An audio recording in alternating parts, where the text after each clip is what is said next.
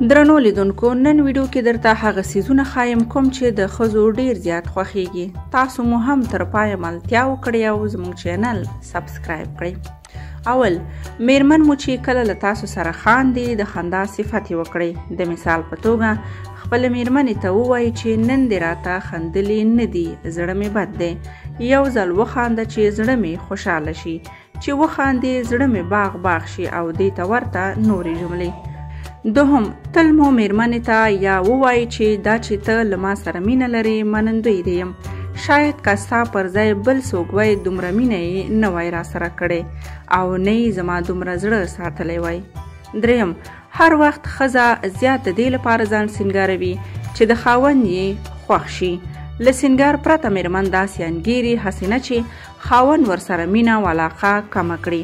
نو که چیرې خپلې میرمنې ته ووایي چې بغیر له سینګاره هم ښکلی یې، دا خبره د هغې لپاره یو ځانګړی امتیاز دی او پوهیږي چې خاوند یې له زړه مینه ورسره لري.